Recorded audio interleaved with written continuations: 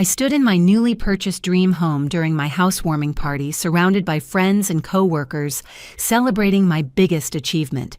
The smell of fresh paint mixed with catered appetizers filled the air as laughter echoed through rooms I had worked 7 years to afford. Then my sister Brenda suddenly stormed through the front door with her 3 young daughters, announcing loudly that she was selling her house and moving her family into my home permanently. The entire party fell silent as our mother immediately supported Brenda's declaration, stating that my nieces needed the space more than a single woman. As guests began awkwardly clapping and Brenda started rearranging my furniture, I quietly retrieved a mysterious document from my purse. The champagne glass slipped from my hand as I watched Brenda march through my living room like she owned the place. Her twin daughters, Emma and Sophie, both 8 years old, raced past my bewildered co-workers, while her youngest 6-year-old Grace started jumping on my new cream-colored sofa with her muddy sneakers. "Anna, sweetheart," my mother Margaret said, appearing at my elbow with that familiar smile that meant trouble. "Isn't this wonderful timing? Brenda really needs our family support right now." My colleague Sarah from accounting shot me a concerned look from across the room. She had helped me pick out the housewarming decorations just yesterday, hanging silver balloons that now seemed to mock the chaos unfolding beneath them. My neighbor Tom, who had brought homemade cookies, stood frozen by the kitchen island, clearly unsure whether to stay or flee. Brenda swept her long auburn hair over her shoulder and clapped her hands together. "Girls, go pick your bedrooms. Make sure you choose the ones with the best lighting for homework time." "Wait," what I managed to say, but my voice came out as barely a whisper. Margaret placed her hand on my arm, her grip firmer than necessary. "Your sister has been going through such a difficult time since the divorce, Anna. She needs somewhere stable for the girls while she gets back on her feet." The party guests exchanged uncomfortable glances. My friend Rachel, who had driven 2 hours from Portland to celebrate with me, looked like she wanted to disappear into the hardwood floors. Several people near the front door had already begun edging toward their coats. "Mom, we never discussed this," I said, my heart pounding so hard I could hear it over the awkward silence. Brenda turned from examining my entertainment center and laughed. "Of course we did. Mom told me you were excited to help your family. She said you felt guilty about buying such a big house when we needed somewhere to live." My stomach dropped. I had never said anything remotely like that to anyone. This beautiful 3-bedroom ranch house with its cathedral ceilings and updated kitchen was exactly what I had dreamed of since starting my career as a financial analyst. Every square foot represented overtime, hours, skipped vacations, and careful budgeting. "Actually, Brenda," I started, but she was already directing Emma toward the hallway that led to my home office. "That room will be perfect for Emma's art supplies," Brenda announced. "She needs somewhere quiet to practice piano, too. We'll have to move your desk somewhere else, Anna." Margaret nodded enthusiastically. "See how excited the girls are. They've never had their own space before." I watched my guests becoming increasingly uncomfortable. My boss, Janet, who had graciously attended despite it being a Saturday evening, kept checking her watch. The catered sandwiches sat untouched on my dining room table as the festive atmosphere evaporated. "When exactly were you planning to move in?" I asked, trying to keep my voice steady. "Next weekend," Brenda replied casually, testing the firmness of my recliner. "I already listed my house and we need to be out by the 15th.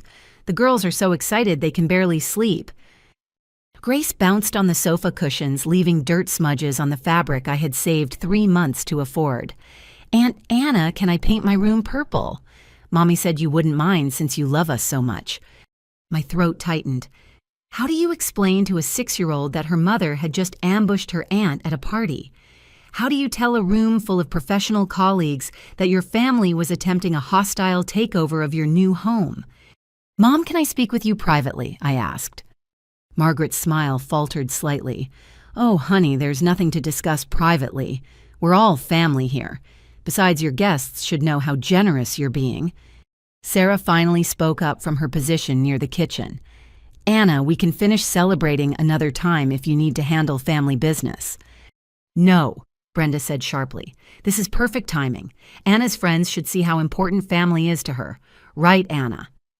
I felt trapped between the expectations pressing down on me and the growing embarrassment of my guests witnessing this spectacle. Margaret stepped closer, her voice dropping to what she probably thought was a whisper, but was clearly audible to everyone. Brenda really has nowhere else to go, sweetheart. She's been so brave through this divorce, but she needs her family now. You understand how much the girls need stability. The silence stretched uncomfortably. My friend David, who worked in real estate, looked particularly confused by the situation. He knew exactly how much effort goes into buying a home, especially for a single woman in today's market. Brenda walked back into the room carrying one of my throw pillows, which she placed on a different chair. We should probably order pizza for dinner. The girls haven't eaten since lunch and moving makes everyone hungry. Moving, I repeated. Well, we brought our essentials today, Brenda said matter-of-factly. The moving truck comes Monday for the furniture. I stared at her in disbelief. Through my living room window, I could see a white van parked in my driveway behind the cars of my guests. Suitcases and boxes were visible through the van's rear windows. Margaret noticed my expression and quickly jumped in. Anna, you have 3 bedrooms and live alone. Brenda has 3 growing girls who need space for their belongings and school activities. It just makes sense. But I never agreed to this, I said louder than I intended. The remaining guests fell completely silent. Emma and Sophie had wandered back into the living room and were now watching the adult conversation with wide eyes. Grace continued bouncing on my sofa, oblivious to the tension. Of course you did, Margaret said firmly. We talked about this weeks ago when Brenda first mentioned needing help. You said family comes first. I racked my brain trying to remember any such conversation. I had spoken with my mother about Brenda's divorce, expressing sympathy for what the girls were going through, but I had never ever suggested they move into my home. Then I noticed something that made my blood run cold. Brenda pulled a key from her pocket and set it on my coffee table. How do you have a key to my house? I asked. Margaret looked sheepish. I had a spare made when you gave me one for emergencies. I thought Brenda should have one too in case something happens and you need family nearby. My hands started shaking. This wasn't a spontaneous request for help. This was a coordinated plan. They had come to my housewarming party with keys, moving supplies, and a timeline already in place. They had orchestrated this public announcement knowing I would be too polite to refuse in front of my guests. The realization hit me like a physical blow. My own family had ambushed me in my own home, counting on social pressure to force my compliance. I reached into my purse with trembling fingers, feeling for the folder I had brought to show my guests photos of the renovation process. But tucked behind those pictures was something else entirely, something I had discovered by accident just 2 days ago that changed everything I thought I knew about my sister's financial situation. Actually, Brenda, I said, my voice steadying as I pulled out a stack of printed pages. Before we discuss living arrangements, I'd like to talk about the house you're selling. Brenda's confident expression flickered for just a moment. What about it? I spread the papers across my coffee table right next to the key she had placed there so casually. The first page showed a rental listing from Craigslist, complete with photos of Brenda's house and a detailed description of available rooms. According to this ad posted 3 weeks ago, you're renting out the master bedroom for $600 a month, the finished basement for $400, and the guest room for $500. That's $1,500 monthly in rental income. The room went dead silent. My guests leaned forward slightly, their discomfort now replaced by fascination with this unfolding family drama. Margaret's face drained of color as she stared at the printouts. Anna, what are you doing? Margaret whispered. I pulled out the next set of documents, bank deposit records I had obtained through a mutual friend who worked at Brenda's bank. These show consistent monthly deposits of $1,500 for the past 8 months. Every deposit is labeled as rental income in your account notes. Brenda's mouth opened and closed like a fish out of water. Behind her, Emma and Sophie had stopped exploring and were watching their mother with confusion. Where did you get those? Brenda demanded, snatching for the papers. I held them out of reach. "The same place I found these." I produced a second batch of printouts showing online shopping receipts and vacation bookings. Spa weekend in Napa Valley, $1,500. Designer handbags from Nordstrom, $800. Disney cruise for you and the girls, $4,000. All paid for in the last 3 months while you were supposedly struggling financially. My colleague Sarah let out a small gasp. My neighbor Tom shook his head in amazement. Even Grace had stopped bouncing and was staring at the adults with the keen intuition children have for sensing when something important is happening. Margaret sank onto my love seat, looking genuinely shocked. "Brenda, is this true? You told me you could barely afford groceries." "Those deposits don't mean anything," Brenda said desperately. "The money goes straight to expenses for the girls. You know how expensive it is to raise children." I wasn't finished. The third stack of papers contained screenshots from Facebook and Instagram showing Brenda's recent posts. "Here you are at the Hilton Resort in San Diego 3 weeks ago. Designer cocktails by the pool professional manicure shopping at Beverly Hills boutiques. You posted about how you deserved this splurge after working so hard." The evidence was overwhelming. My guests sat in stunned silence as the truth unfolded. Brenda had been playing the struggling single mother card while living a lifestyle that many of my dual income friends couldn't afford. "Why would you lie to Mom about needing money?" I asked. "Why would you lie to me about being unable to afford your own house?" Brenda's face flushed red. "You don't understand the pressure I'm under.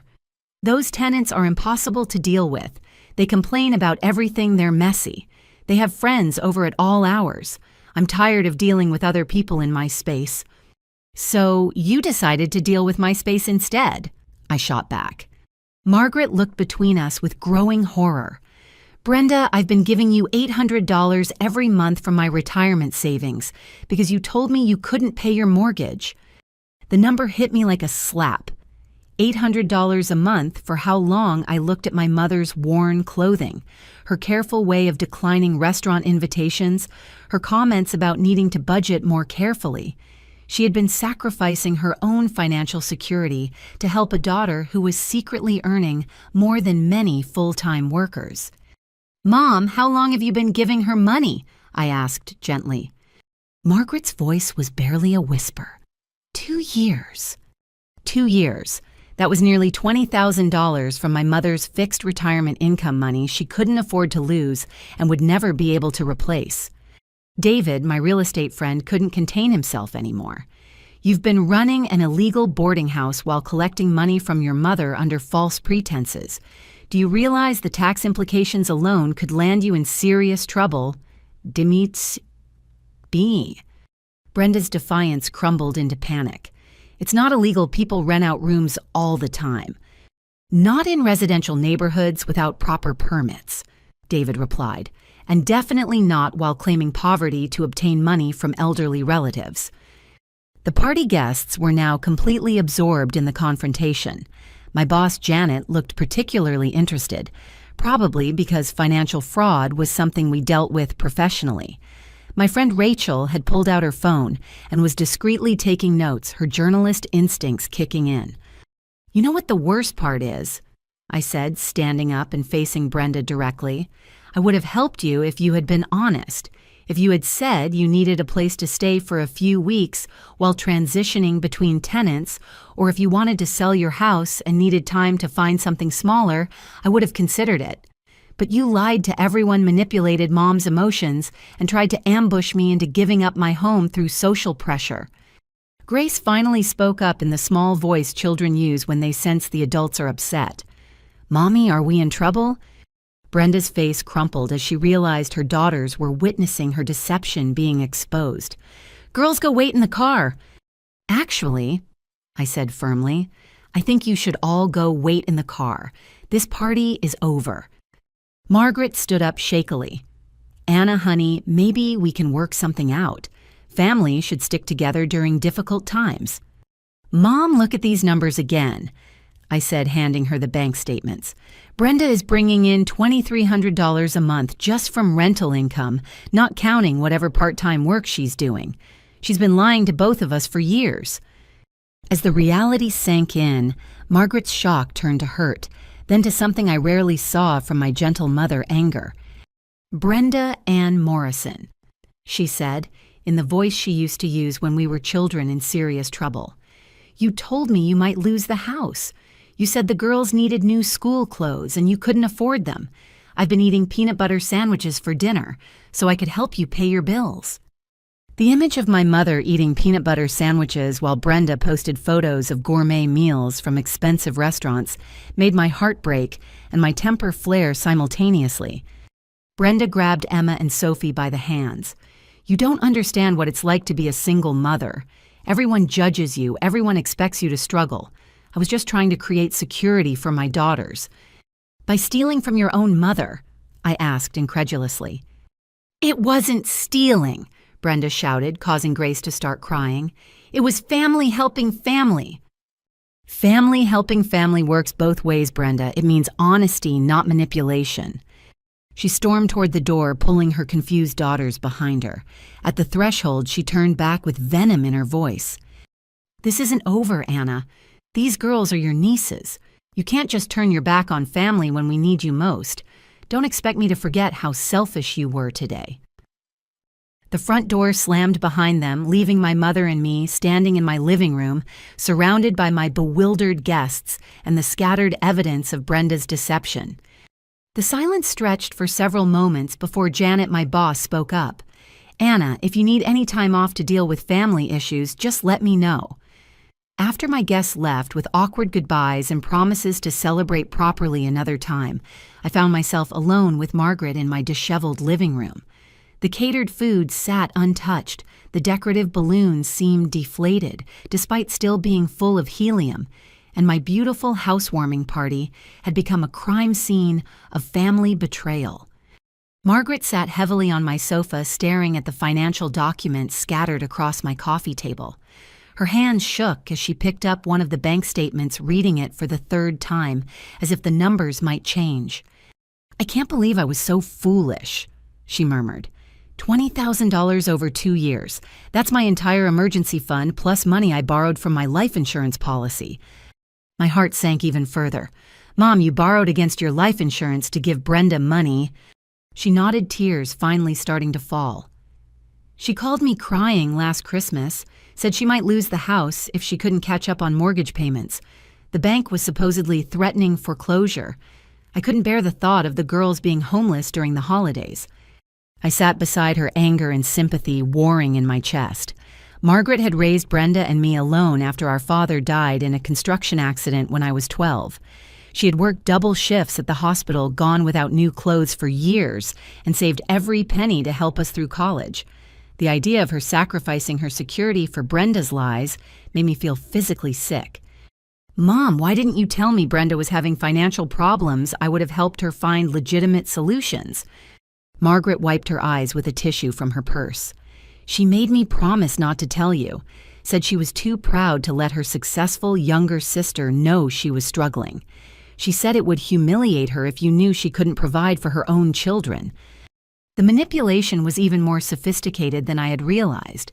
Brenda had isolated our mother, created artificial urgency, and used emotional blackmail to extract money, while simultaneously preventing Margaret from seeking advice or verification from me.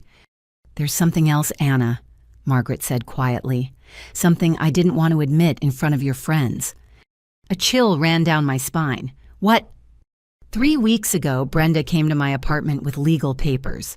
She said since I was helping her so much with housing costs, it would make sense for me to be listed as a co-signer on some documents related to your house purchase. I felt the blood drain from my face. "What kind of documents?" She said they were just emergency contact forms in case something happened to you, and the family needed to access your property for safety reasons. She had them all filled out, said you had requested it, but forgot to mention it to me. My hands started shaking. "Mom, please tell me you didn't sign anything." Margaret's silence was answer enough. "What exactly did you sign?" I asked, trying to keep my voice calm. "Papers that listed Brenda as a beneficiary of your house if anything happened to you. Brenda said it was just a precaution that you wanted to make sure the girls would have somewhere to live if you were ever unable to care for yourself. I stared at her in horror. Mom, I never asked for anything like that. I never even mentioned involving Brenda in my property ownership. The full scope of Brenda's plan was becoming clear. She hadn't just been lying about her finances to extract money from our mother. She had been systematically positioning herself to claim ownership of my house through fraudulent documents. She said you were planning to tell me about it today at the housewarming party, Margaret continued. She said that's why she was so excited to move in. She thought you were giving her the house as a gift to help her start over after the divorce. I felt like I was living in an alternate reality. Mom, I bought this house for myself. I saved for 7 years, got pre-approved for a mortgage based on my income alone, and put down 20% of my own money. Why would I give it away?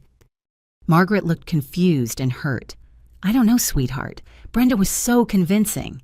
She showed me text messages that she said were from you talking about how guilty you felt about having so much space when she and the girls were crowded in their old house. Can you show me those text messages? Margaret pulled out her phone and scrolled through her conversations with Brenda. She showed me screenshots of messages that appeared to be from my phone number expressing concern about Brenda's living situation and suggesting she might want to move into my new house. But I had never sent any of those messages. Mom, these are fake. Look at the timestamps I was at work during several of these conversations. And look at the language. I don't write like this. The messages were full of phrases I never used, emotional appeals that didn't match my communication style, and references to conversations that had never happened. Someone had either spoofed my phone number or created fake screenshots designed to convince Margaret that I was orchestrating this entire plan. I've been so stupid, Margaret whispered. She played on my love for both of you girls and my fear of the family falling apart. After your father died, keeping our family together became the most important thing in my life. I couldn't bear the thought of Brenda and the girls suffering when I had the power to help. I put my arm around my mother's shoulders. You weren't stupid, Mom. You were loving. Brenda knew exactly which emotions to target because she knows how much you care about family. But now what do we do? Margaret asked. If she has legal documents that make her a beneficiary of your house, what does that mean? I honestly didn't know. Real estate law wasn't my area of expertise, and the implications of having documents filed without my knowledge or consent were terrifying. Could Brenda actually claim ownership of my house? Could she force me to sell it? Could she move in regardless of my objections? Mom, I need to see exactly what you signed. Do you have copies? Brenda said she would handle filing everything and would give me copies later. She said it was just a formality anyway, since you had already approved everything. Of course she did. Brenda had made sure Margaret had no documentation of what she had signed, preventing her from seeking independent advice or verification. We need to contact a lawyer immediately, I said, and we need to figure out how to prove those text messages are fake. Margaret nodded, but I could see the guilt and embarrassment weighing on her. She had been trying to help her family and instead had potentially enabled a sophisticated fraud against her other daughter. Anna, I'm so sorry. I thought I was doing the right thing. Brenda seems so desperate and you're always so strong and capable. I thought you could handle anything while she needed protection. The irony was devastating. Margaret had been so focused on protecting Brenda that she had failed to protect me from Brenda's manipulation. But I couldn't be angry at my mother for loving her children, even when that love was exploited against her. Mom, we're going to figure this out together, but first I need you to promise me you won't give Brenda any more money no matter what story she tells you. I don't have any more money to give, Margaret admitted quietly. My savings account is empty and I've reached the limit on borrowing against my life insurance policy. If she asks for more help, I'll have to tell her I can't afford it. The situation was even worse than I had thought. Brenda hadn't just stolen $20,000 from our mother, she'd left Margaret financially vulnerable with no emergency fund and reduced life insurance coverage. At 72 years old, Margaret was now in a precarious position that could take years to recover from, if recovery was even possible, on her fixed income. I made a mental note to review my mother's entire financial situation and see what could be done to restore her security. But first I had to deal with whatever legal trap Brenda had set for me through those fraudulent documents. Looking at the evidence spread across my coffee table, I realized that Brenda's plan had been far more sophisticated than a simple request for temporary housing. She had been working for months to create a legal pathway to my property, while simultaneously draining our mother's resources to fund her own lifestyle. The question now was whether I could prove the fraud before she found a way to make her false claims stick. The next morning, I woke up in my own bed in my own house, but nothing felt secure anymore. The knowledge that Brenda had keys and potentially legal documents related to my property made every creak of the settling house sound ominous. I had barely slept running through worst-case scenarios and trying to figure out my next steps. My first call was to Jessica Chen, a friend from college who had gone to law school and now worked in real estate law. I needed someone I could trust to explain the legal implications of whatever Margaret had signed. "Anna, slow down," Jessica said after I rapid-fired the entire story at her. "First, take a breath. Second, we need to see the actual documents before we can assess any real threat to your property ownership." But what if Brenda filed something with the county recorder's office? What if she somehow put a claim on my house? Even if she did, fraudulent documents can be challenged. The key is proving they were filed without your knowledge or consent. Do you have any evidence that you didn't authorize these papers? I thought about the fake text messages and the forged conversations.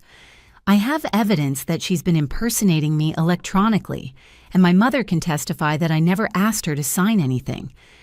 Good. But Anna, I think you need to do some more investigation before we take legal action. If Brenda is running rental operations and possibly committing fraud in multiple areas, we want to build a comprehensive case, rather than just reacting to individual incidents. Jessica was right. I needed to understand the full scope of what Brenda was doing before I could effectively fight back, and I had a terrible suspicion that the rental income and fake financial distress were just the beginning. After hanging up with Jessica, I decided to visit Brenda's neighborhood and see this supposed boarding house operation for myself. If she was illegally renting rooms in a residential area, there would be evidence visible to anyone who looked carefully. The drive to Brenda's house in Millfield took 25 minutes through suburban streets lined with modest single-family homes. It was exactly the kind of neighborhood where residents knew each other and paid attention to unusual activity. If Brenda was running a boarding house operation, her neighbors would definitely have noticed. I parked across the street from Brenda's two-story colonial and immediately saw signs of the rental operation. 5 different cars were parked in the driveway and along the street in front of the house. A handwritten sign taped to the front window advertised "Rooms available, clean, quiet, references required." As I watched a young man in work clothes emerge from the front door, got into one of the cars and drove away. 15 minutes later, a woman in scrubs came out of the same door suggesting multiple tenants with different work schedules. I walked up to the house next door and knocked. An elderly woman answered, looking suspicious, until I explained I was Brenda's sister. "Oh, honey, you need to talk some sense into that girl," the woman said, introducing herself as Mrs. Patterson.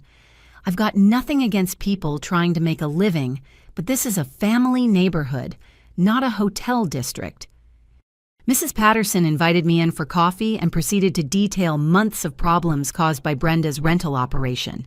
Excessive noise at all hours, cars parked illegally blocking fire hydrants, garbage overflow from too many residents, and a steady stream of strangers coming and going at all times of day and night. "I called the city planning office 2 months ago," Mrs. Patterson said. "This kind of boarding house operation requires special permits in residential zones. When I told them what was happening here, they said they'd investigate." "Have they done anything yet?"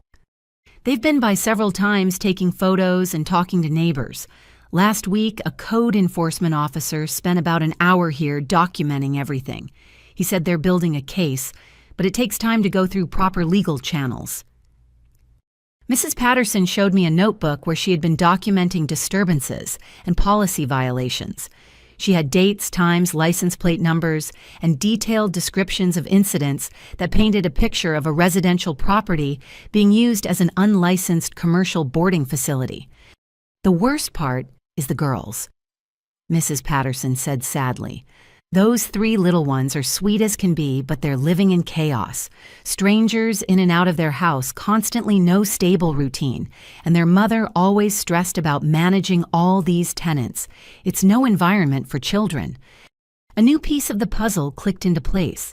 Brenda wasn't just lying about her financial situation, she was potentially putting her own daughters in an unstable and possibly unsafe living situation for the sake of rental income. Mrs. Patterson, would you be willing to share your documentation with me? I'm trying to help my mother understand what's really going on. Of course, dear. I can make copies of everything. But I should tell you there might be bigger problems than just the boarding house violations. She lowered her voice conspiratorially.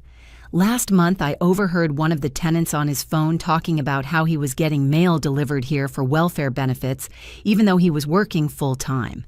And I've seen that same man paying your sister cash rent. If she's helping people commit benefit fraud while not reporting her rental income for taxes, that's federal crime territory. The implications hit me like a physical blow. If Brenda was helping tenants defraud government assistance programs while evading taxes on her rental income, the legal consequences could be severe. And if she was facing serious criminal charges, her desperation to move into my house made perfect sense. She needed an escape plan.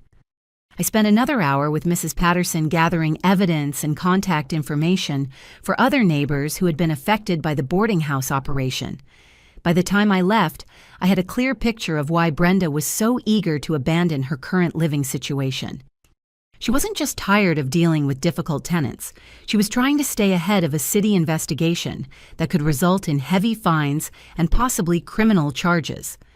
Moving into my house wasn't just about getting more space, it was about escaping the legal consequences of her illegal rental operation. But the most disturbing realization came as I drove home.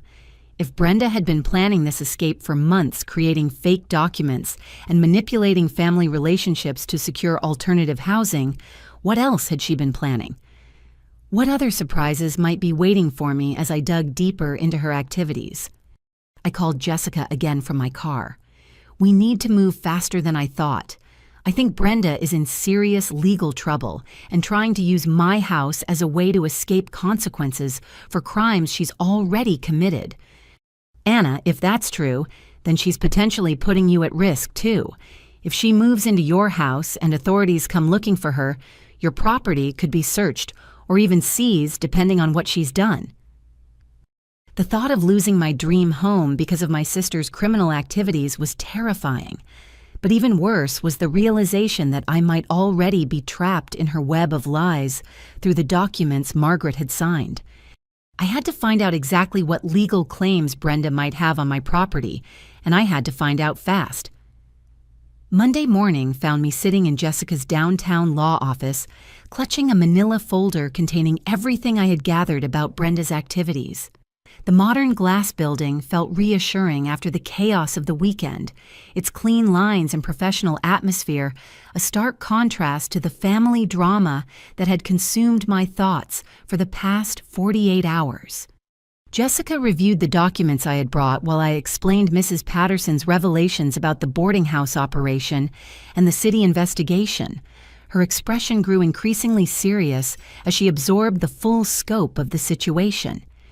Anna, this is much more complex than I initially thought, she said, setting down the fake text message screenshots.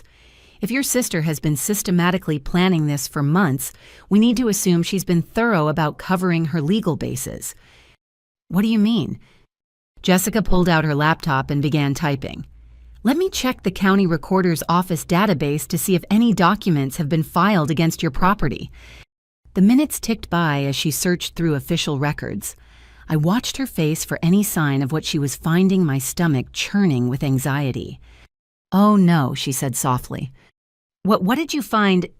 Jessica turned her screen toward me.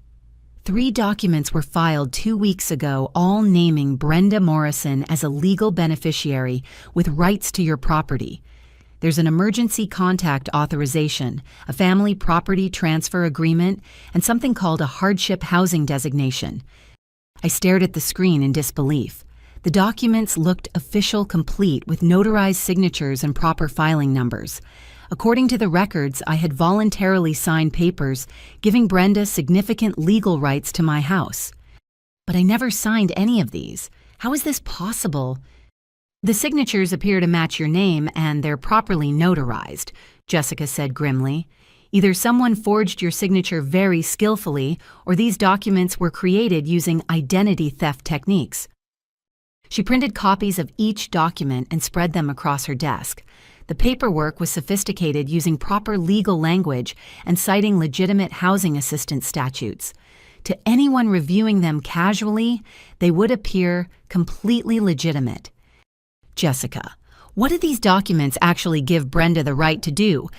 Worst case scenario, she could potentially force you to provide housing for her and her children under family hardship provisions. She could claim legal residency at your address. And if anything happened to you, she would have documented claim to inherit the property. The room felt like it was spinning. Can she actually force me to let her live in my house? These documents could give her a legal basis to try. But Anna, there's something else you need to know.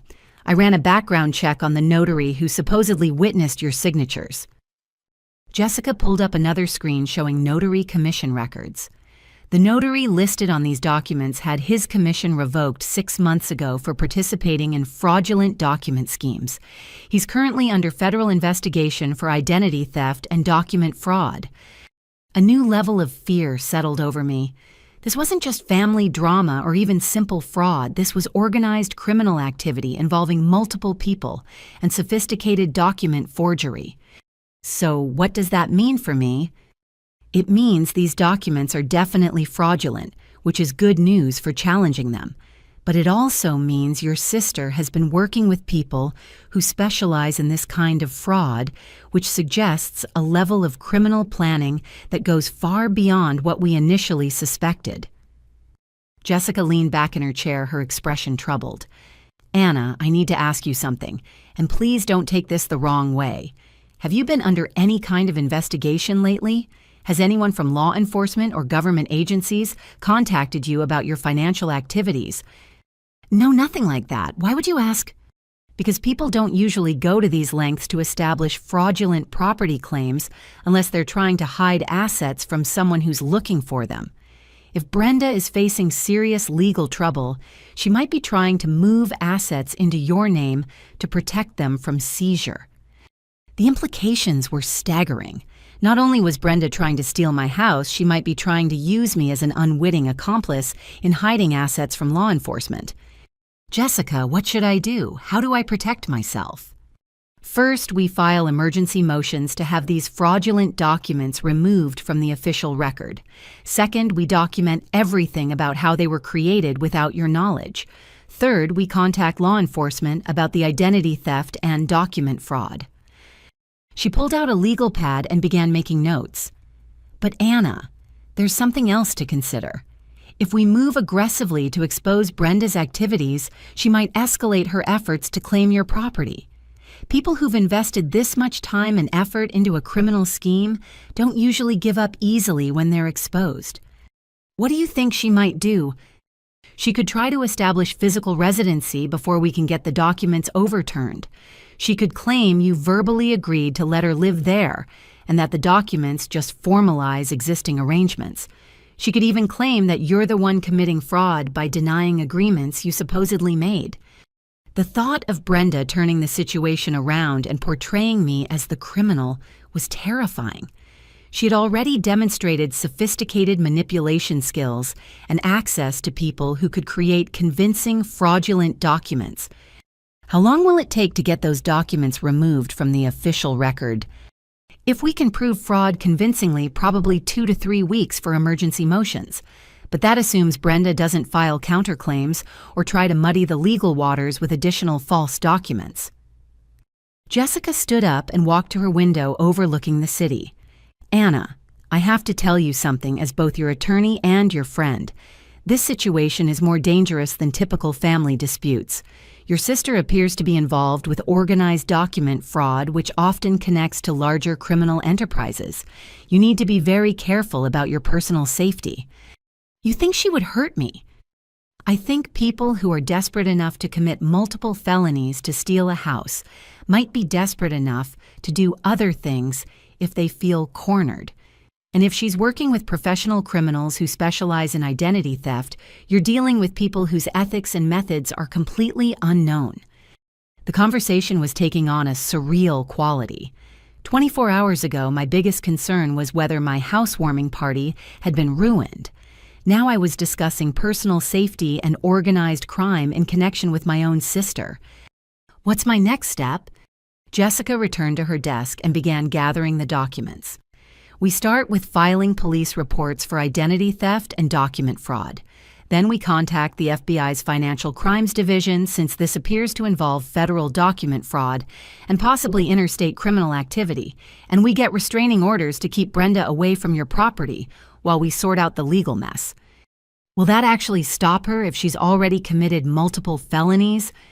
Restraining orders are just pieces of paper if someone chooses to ignore them, but they create legal consequences for violations and give law enforcement clear authority to arrest her if she continues harassing you.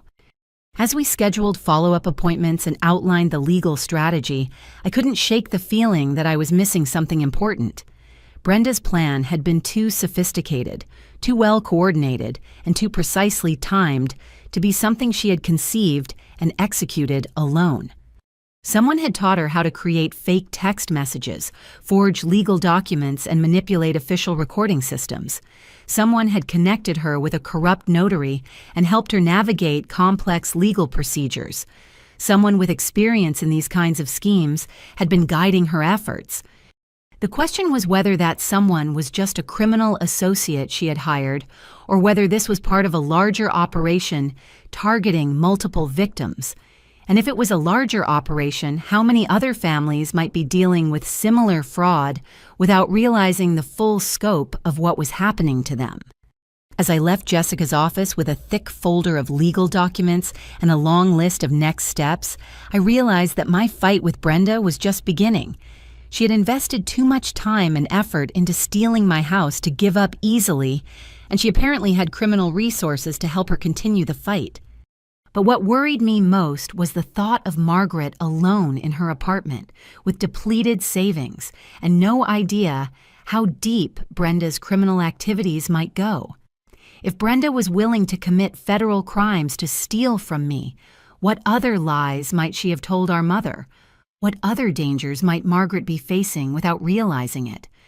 I needed to find out exactly how far Brenda's criminal behavior extended, and I needed to find out fast. After leaving Jessica's office, I decided to conduct a more thorough investigation of Brenda's neighborhood.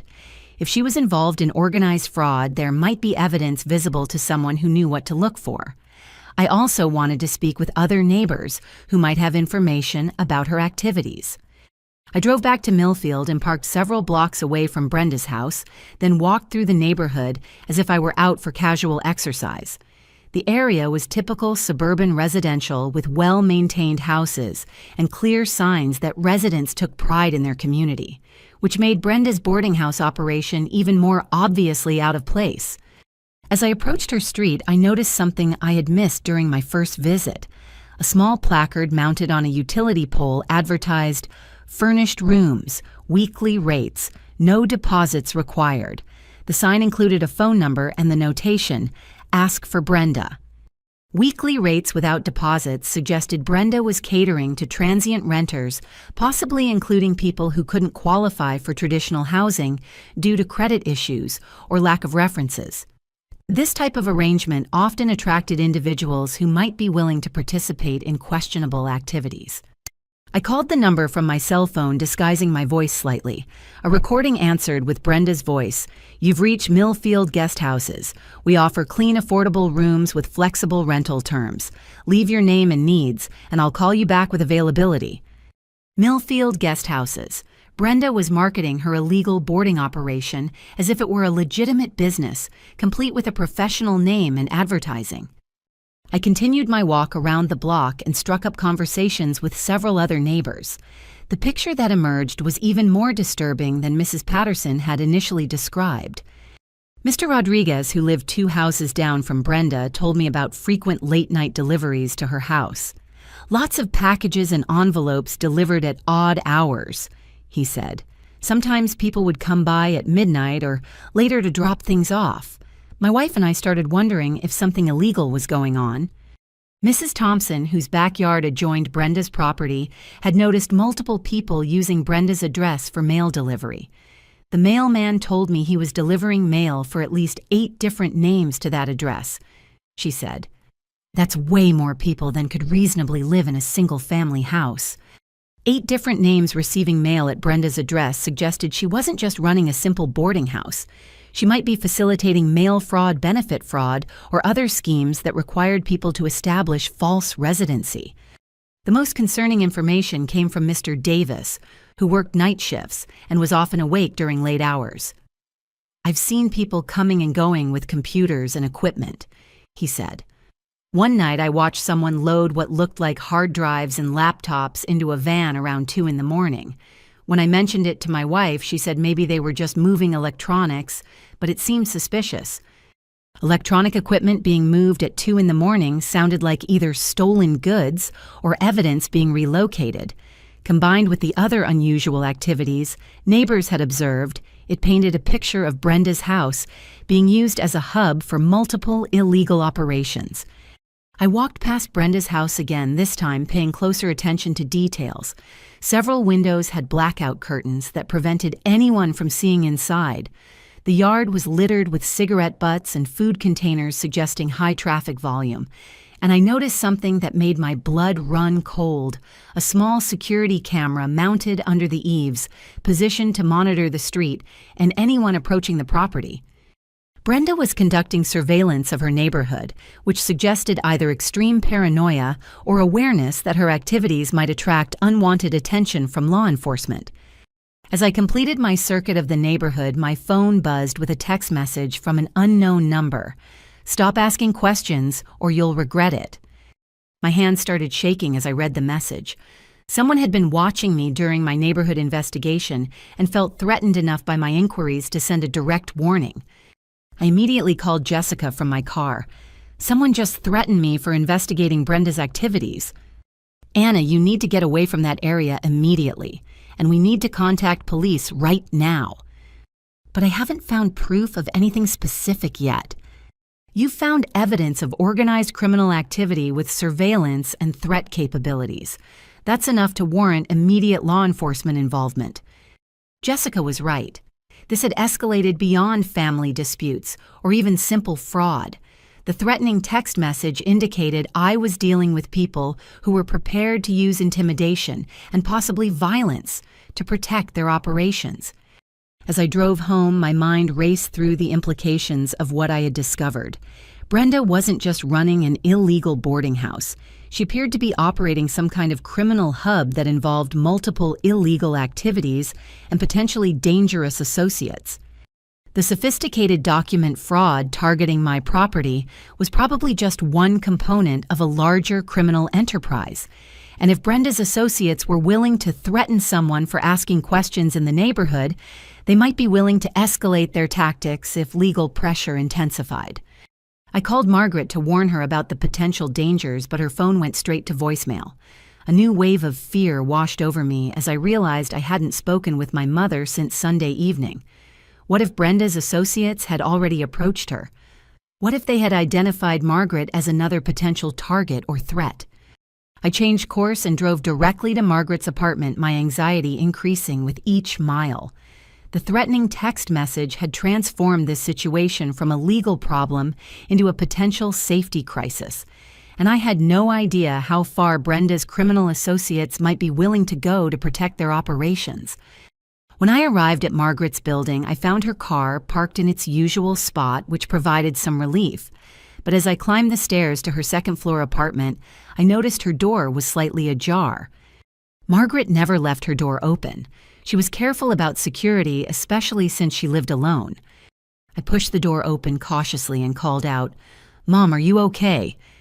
Her apartment was ransacked. Furniture, overturned drawers, emptied onto the floor, papers scattered everywhere. And Margaret was nowhere to be seen. I called 911 from Margaret's destroyed apartment, my hands shaking so badly I could barely dial the numbers. While waiting for police to arrive, I searched through the chaos for any clue about what had happened to my mother or who had done this to her home. Most of her valuable items seemed untouched. Her television, jewelry box, and small electronics were still in place, but every piece of paper in the apartment had been pulled out and scattered. Someone had been looking for documents, not valuables. Officer Martinez arrived within 10 minutes along with a detective named Rodriguez. As I explained the situation, I realized how unbelievable the story sounded. Family drama involving property fraud had escalated to threats and now a possible kidnapping. "Ma'am, when did you last speak with your mother?" Detective Rodriguez asked. "Sunday evening after my sister left my house. We were supposed to meet for lunch today to discuss the legal situation, but she hasn't answered her phone." Officer Martinez was examining the apartment methodically. "It looks like someone was searching for specific documents. Did your mother keep important papers here?" "Yes, she had financial records, insurance policies, legal documents in a file cabinet in her bedroom, but I can't tell if anything specific is missing from all this mess." My phone rang Margaret's number. I answered immediately. "Anna." My mother's voice was shaky but alert. "Mom, where are you? Are you hurt?" "I'm at Brenda's house. She came to my apartment this morning and said she needed to show me something important about the legal papers I signed. But Anna, something's very wrong here." Detective Rodriguez gestured for me to put the call on speaker. "Mom, your apartment has been ransacked. Did Brenda take you away before or after someone searched your place?" "After. She said she needed me to come with her to get the original documents I signed so we could clear up any confusion. But when we got here, there were strangers in her house, and they've been asking me questions about you and your property." My blood ran cold. "What kind of questions?" "They want to know about your bank accounts, your mortgage company, whether you have any other properties or investments. Anna, I think Brenda is in much more serious trouble than we realized." Detective Rodriguez took the phone. "Ma'am, this is Detective Rodriguez with the city police. Are you being held against your will?" There was a pause. Then Margaret's voice returned, more whispered now. "I don't know. Brenda says I'm here voluntarily, but every time I try to leave someone, tells me we need to finish our conversation first." "Can you describe your location? Are you safe?" "I'm in Brenda's living room. There are 3 men here I don't recognize, and they seem very interested in documents related to Anna's house. They keep asking if Anna has told me about any other properties or bank accounts." Detective Rodriguez exchanged looks with Officer Martinez. "Ma'am, we're going to come get you right now. Can you stay on the line?" "I don't think so. Brenda is coming back into the room." The line went dead. Detective Rodriguez immediately called for backup and began coordinating a response to Brenda's address. I provided all the information I had gathered about the illegal boarding house operation and the criminal associates who might be present. "Miss Morrison, based on what you've told us and what we just heard on that phone call, this appears to be an organized criminal operation that's escalated to kidnapping and possibly extortion. We need to treat this as a high-priority situation." The next hour felt like the longest of my life. I sat in a police car outside Margaret's apartment building while officers coordinated with federal agents who had apparently been building their own case against Brenda's operations. Agent Williams from the FBI Financial Crimes Division explained that they had been investigating a document fraud ring that operated across multiple states. Brenda's name had appeared on their radar several months ago as part of a larger network that specialized in property fraud and identity theft. "We've been watching her activities, but we needed more evidence before making arrests," Agent Williams said. "The information you've provided fills in crucial gaps in our investigation." "What about my mother? Is she safe?" "We have surveillance teams positioned around the property. Your mother appears to be unharmed, but she's definitely being held by individuals we've been tracking for other federal crimes. The radio crackled with updates from teams at Brenda's house. Apparently, the situation was more complex than a simple boarding house operation. The property was being used as a headquarters for what law enforcement called a property theft ring that targeted families through document fraud and emotional manipulation. Your sister appears to have been recruited by this organization specifically because she had access to family members with valuable property, Agent Williams explained. They've been using her to gather information about your finances and property ownership as part of a larger scheme. The betrayal cut even deeper than I had imagined.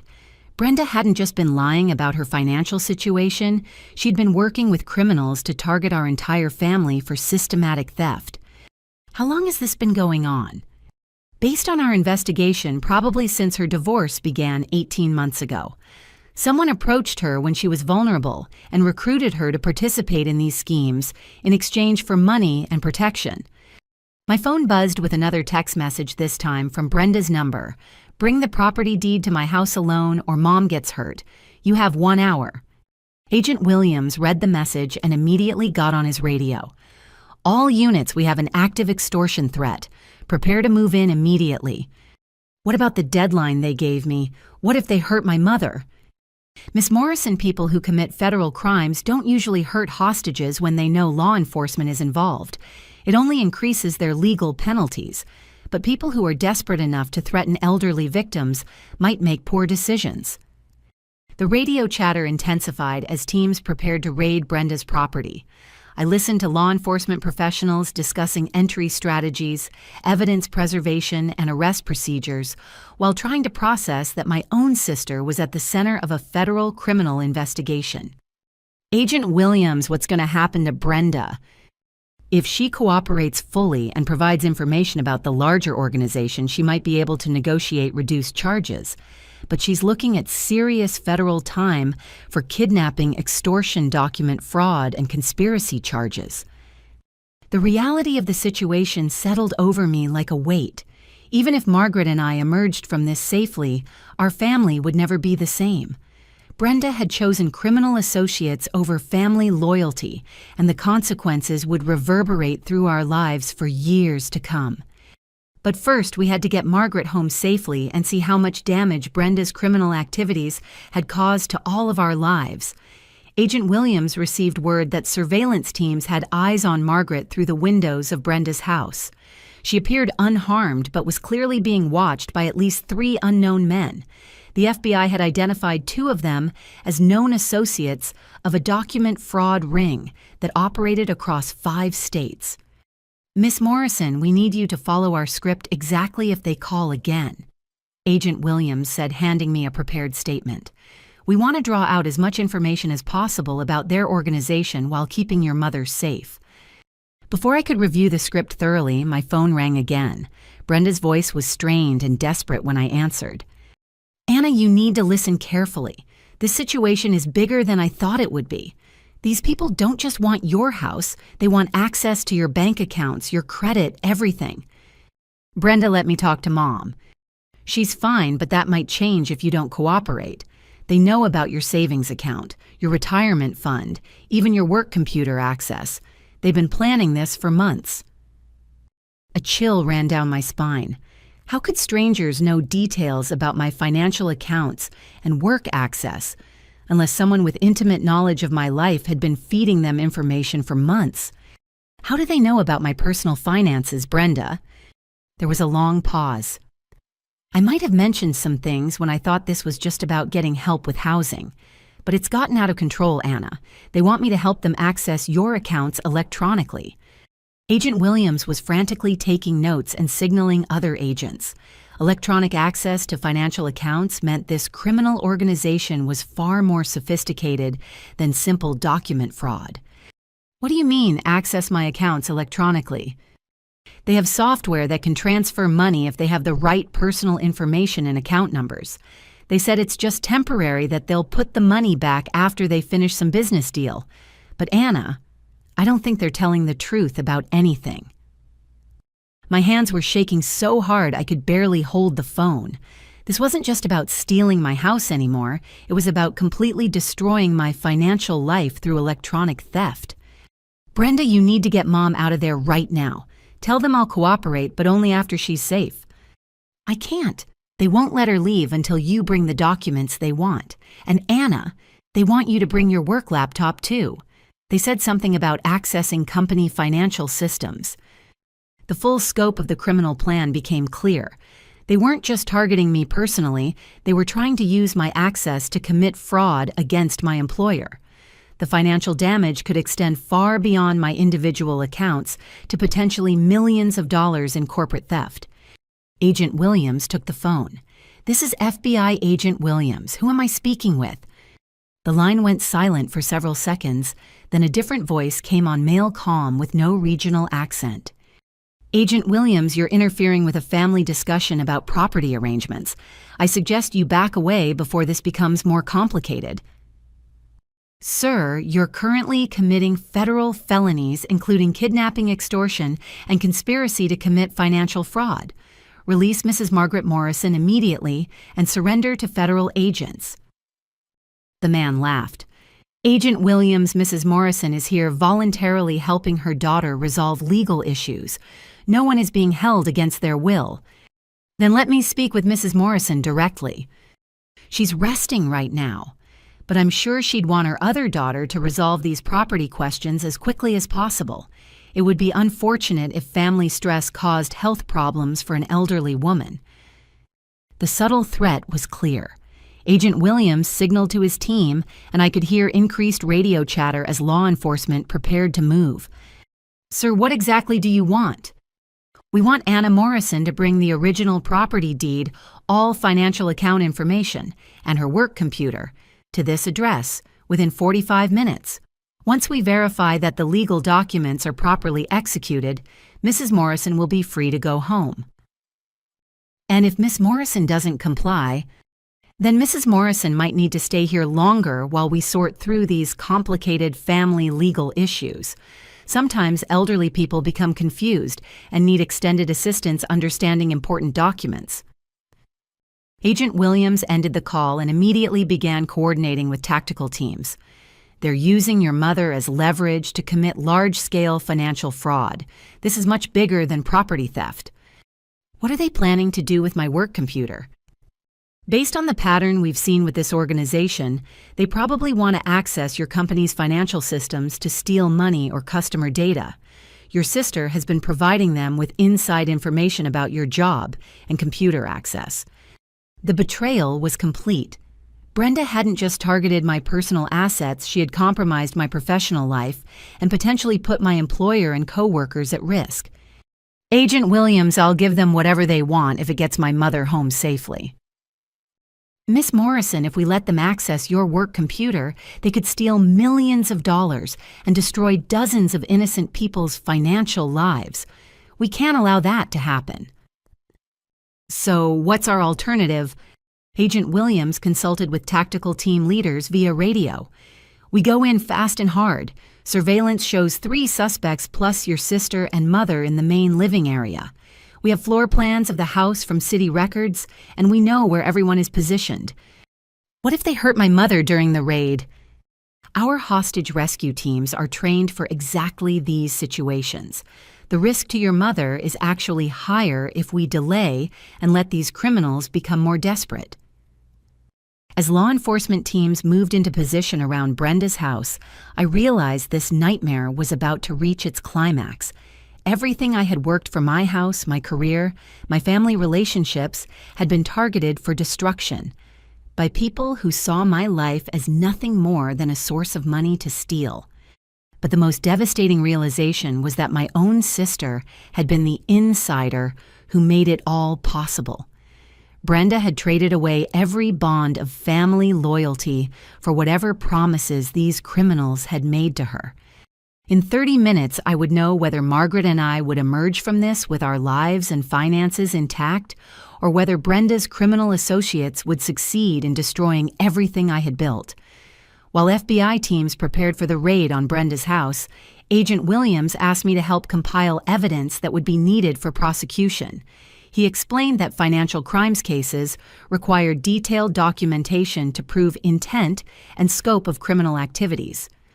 Miss Morrison, we need you to walk us through every piece of evidence you've gathered. The timeline of events, the fraudulent documents, the fake communications. Everything will be crucial for building charges against the entire organization. We spread my evidence across a table in the FBI Mobile Command Unit. The fake text messages, the fraudulent property, documents, the rental income records, and Mrs. Patterson's documentation of the boarding house operation created a comprehensive picture of systematic criminal activity. But as Agent Williams reviewed the materials, he made discoveries that shocked even me. These property documents weren't just forged, he said, examining the papers with a magnifying glass. They were created using stolen federal document templates. Look at these formatting codes in the margins. He pointed to tiny numbers and letters that I had never noticed. These codes indicate the documents were produced using software that's only available to government agencies and licensed legal professionals.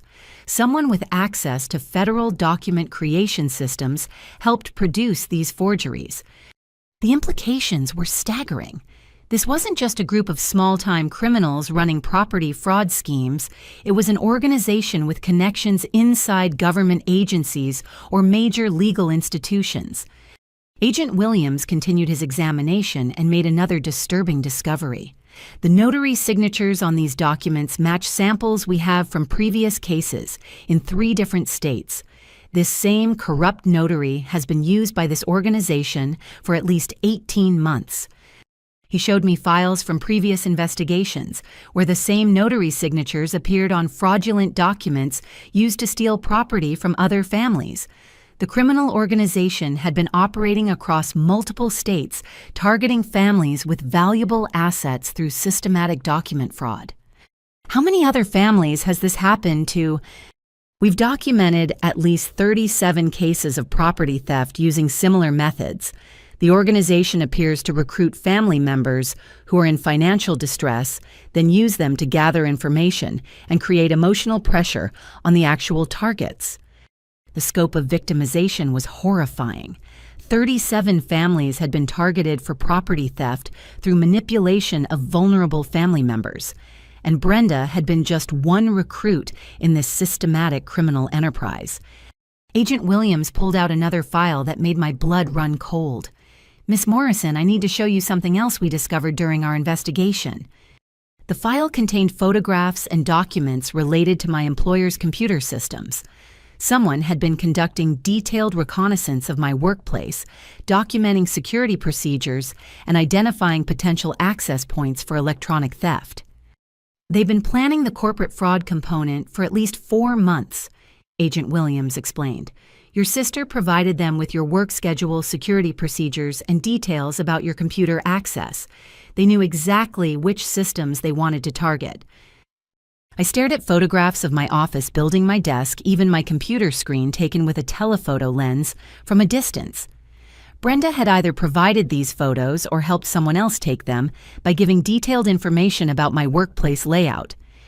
Agent Williams, could they have already accessed my company's systems remotely?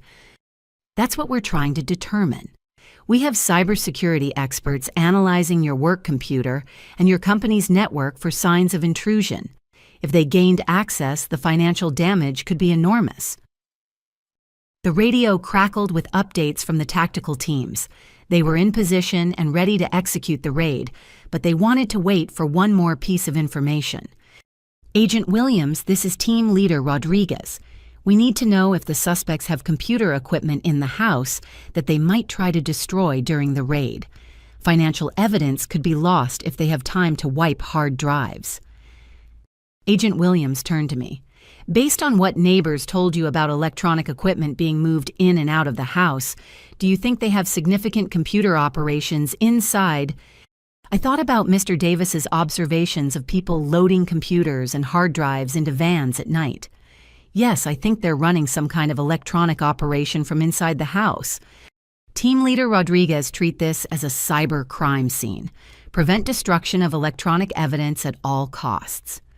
As final preparations for the raid continued, Agent Williams explained what would happen next.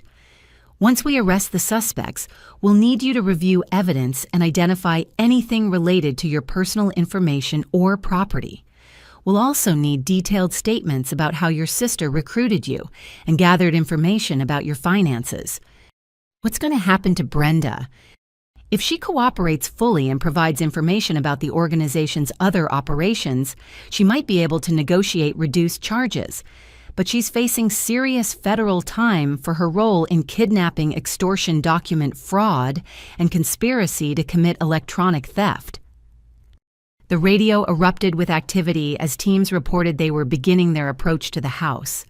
I listened to professional law enforcement officers coordinating a complex operation to rescue my mother and arrest criminals who had been systematically stealing from families across multiple states. All teams prepare to execute in 30 seconds. Priority is hostage safety. Secondary is evidence preservation. In less than a minute, I would know whether Margaret was safe and whether the criminal organization that had targeted our family would finally face justice. But I also knew that regardless of how successful the raid was, the emotional damage to our family would take years to heal. Brenda had chosen criminal associates over family loyalty, and that betrayal would haunt our relationships forever. Even if she cooperated with law enforcement and received reduced charges, the trust that held our family together had been shattered beyond repair. The countdown to the raid continued, and I held my breath, waiting to learn whether this nightmare would finally end with justice or escalate into even worse tragedy. Go, go, go! Agent Williams spoke into his radio as FBI tactical teams moved in on Brenda's house. Through the surveillance monitors in the command unit, I watched black-clad figures approach the building from multiple angles, while helicopters circled overhead. The raid lasted less than 4 minutes.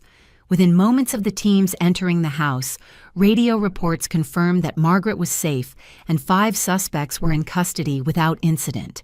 The relief that washed over me was so intense, I nearly collapsed. "Hostage is secure and unharmed," came the report through the radio. "We've got 3 primary suspects plus the sister. Also recovered significant electronic evidence, including multiple computers and document production equipment." Agent Williams turned to me with the first smile I had seen from him all day. "Miss Morrison, your mother is safe. We'll have her brought here to the command unit, and then we'll need to process her statement about what happened." 20 minutes later, Margaret was sitting beside me in the FBI mobile command unit, shaken but physically unharmed. She held my hand tightly while describing her ordeal to Agent Williams and Detective Rodriguez. "They weren't violent, but they made it clear I couldn't leave," she said. "They kept asking about Anna's bank accounts, her work computer, even whether she had any safety deposit boxes or hidden assets. It was like they had studied our entire family's finances." "Mrs. Morrison, did your daughter Brenda participate in questioning you?" Agent Williams asked. Margaret's voice became sad and confused. "Brenda seemed scared of them too. She kept apologizing and saying this wasn't what she had planned, but she also kept urging me to call Anna and convince her to bring them what they wanted." "Did Brenda tell you how long she had been working with these people?" "She said it started about a year ago when someone approached her online after her divorce was finalized. They offered to help her make money through real estate investments, but it gradually became more complicated and demanding." Agent Williams showed Margaret photographs of the 3 men who had been arrested. She identified them as the people who had been questioning her, but she also revealed something that added another layer to the criminal conspiracy. The older man, the one who seemed to be in charge, kept talking on the phone about other families they were working with. He mentioned names and addresses in different cities. This wasn't just about our family. The scope of the criminal organization was becoming clearer. The FBI had broken up a multi-state operation that targeted dozens of families through recruitment of vulnerable relatives and systematic document fraud. Agent Williams received an update from the cyber crimes team that had examined the electronic equipment seized during the raid. The news was both relieving and terrifying. Miss Morrison, the good news is that they hadn't successfully accessed your work computer or your company's systems yet. The bad news is that they had detailed plans to do so, along with target lists for other employees at your company and similar businesses. He showed me printed files that contained personal information about my coworkers, their families, and their financial accounts. The criminal organization had been planning a massive coordinated attack on multiple companies through compromised employee access. Your sister provided them with organizational charts, security procedures, and personal information about dozens of your colleagues. If this operation had continued, the financial damage could have reached hundreds of millions of dollars. The betrayal extended far beyond my personal situation. Brenda had put every person I worked with at risk of financial devastation and identity theft. "What happens now?" I asked. "Now we build the strongest possible case against everyone involved," Agent Williams replied. "Your sister is currently being questioned by federal agents. Her level of cooperation will determine how the prosecutor handles her charges." Detective Rodriguez returned from the arrest scene with updates about what had been found in Brenda's house. "We recovered over 50 fraudulent property documents targeting families in 12 states, computer equipment for creating fake identification documents, and financial records showing they had successfully stolen over $2 million from previous victims." $2 million stolen from families like mine. The number was staggering and heartbreaking. How many elderly parents had been manipulated? How many homes had been stolen? How many families had been destroyed by this criminal organization? "Detective Rodriguez, will the other victims be able to recover their losses?" I asked. "Some of the money has been recovered through seized accounts, but much of it was moved offshore or converted to untraceable assets. Unfortunately, many victims will never recover their full losses." The injustice of it made me furious. These criminals had targeted the most vulnerable relationships, family bonds, and elder care to steal from people who had worked their entire lives to build security for themselves and their children. Jessica arrived at the command unit to help me navigate the legal complexities of what would happen next. She had been coordinating with federal prosecutors and had updates about the civil legal actions needed to protect my property and finances. "Anna, the fraudulent documents filed against your property will be removed from official records within 48 hours, she said. "Federal prosecutors are fast-tracking the paperwork because of the criminal charges." "What about the damage to my credit or financial accounts?" "We've placed fraud alerts on all your accounts and credit files. Your bank is cooperating fully with law enforcement to identify any unauthorized access attempts. Your employer has also been notified and is conducting a comprehensive security review." Agent Williams interrupted our conversation with news about Brenda's cooperation with investigators. "Miss Morrison, your sister has agreed to provide full cooperation in exchange for a plea agreement. She's giving us information about other criminal operations and helping us identify additional victims." "What kind of plea agreement?" "Instead of potentially 15 to 20 years in federal prison, she'll probably serve 3 to 5 years and pay full restitution to victims. But that's contingent on her providing substantial assistance to law enforcement." 3 to 5 years seemed like a light sentence for someone who had facilitated the theft of millions of dollars and put dozens of families through traumatic experiences. But I also understood that her cooperation was necessary to catch the larger criminal organization and prevent future victims. "Will I have to testify at trials?" "Probably, but we'll make sure you have support throughout the process. Your testimony will be crucial for convicting the leaders of this organization and ensuring they receive maximum sentences." As the immediate crisis wound down, I began processing the full impact of what had happened. My sister had spent over a year working with criminals to systematically gather information for stealing my property and destroying my financial life. She had compromised my workplace, endangered my coworkers, and traumatized our elderly mother. The legal consequences would continue for months or years as trials proceeded and civil lawsuits were resolved. but the emotional consequences would last much longer. Margaret and I would need to rebuild our relationship and restore her financial security. I would need to repair my sense of safety and trust. And our family would need to figure out how to move forward knowing that one of our own had chosen criminal gain over family loyalty. But tonight Margaret was safe. The criminals were in custody, and the immediate threats had been neutralized. Tomorrow we could begin the long process of healing and rebuilding our lives. The next morning found Margaret and me sitting in my kitchen sharing coffee and trying to process the events of the previous day. She looked fragile and exhausted, but her spirit seemed intact despite everything she had been through. "Anna, I need to tell you something about yesterday," she said quietly. "Something I couldn't say in front of the FBI agents." My stomach tightened. "What happened, Mom?" When those men were questioning me, Brenda tried to defend me several times. She told them they were being too aggressive, that I was just an elderly woman who didn't understand complicated legal matters. I think she was genuinely trying to protect me. I wasn't sure how to respond. On one hand, I was glad Brenda had shown some concern for Margaret's welfare. On the other hand, she had created the dangerous situation in the first place. "Mom, did she say anything about why she got involved with these people?" Margaret nodded, her eyes filling with tears.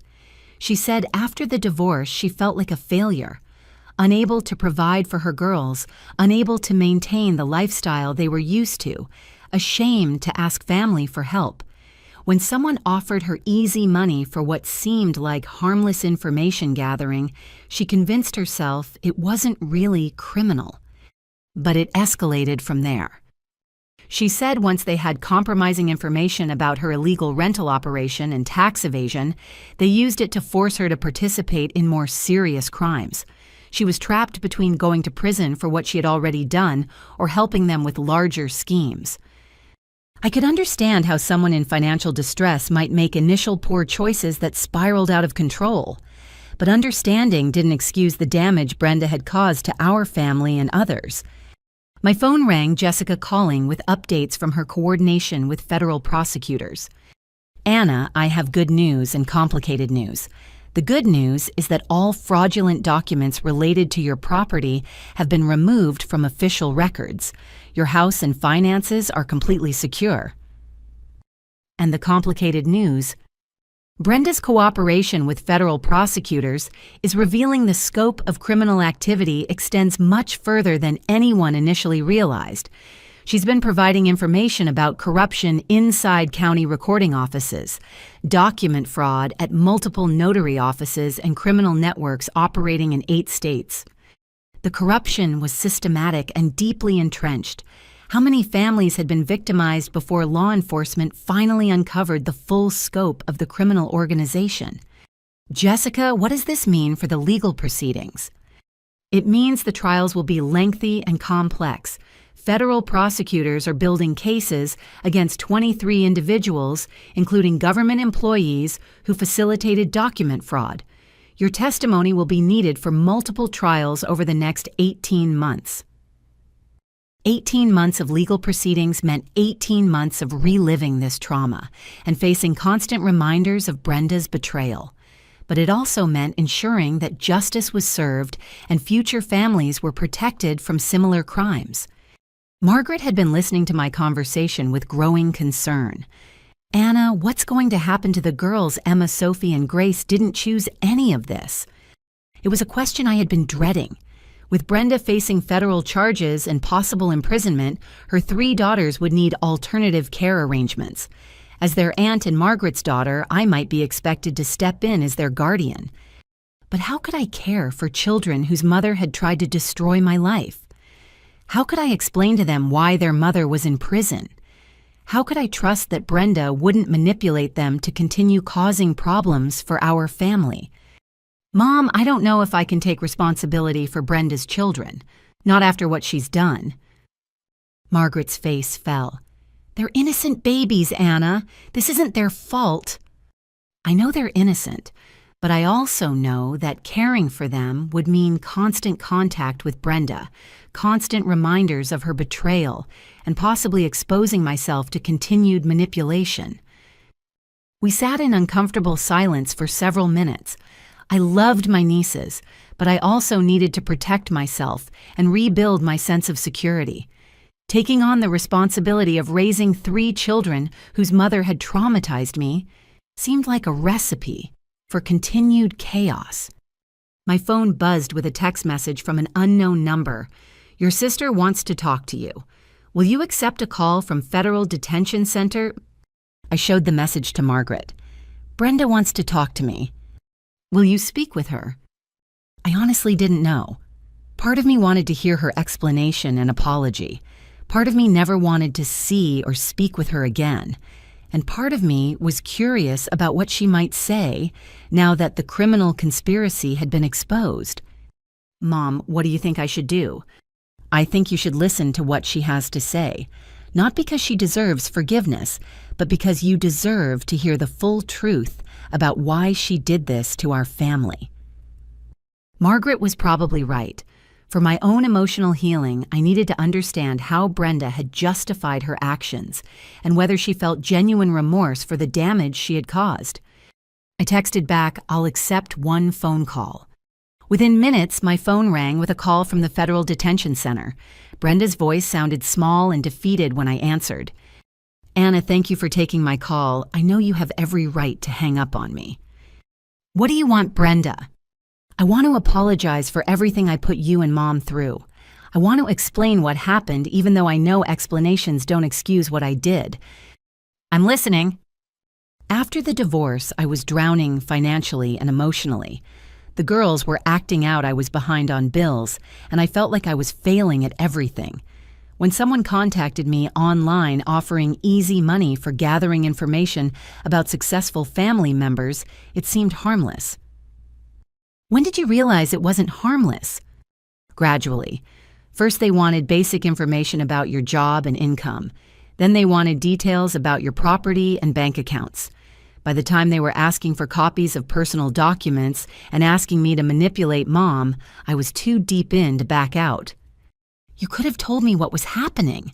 You could have asked for help." "I was ashamed, Anna. You had your life together while mine was falling apart.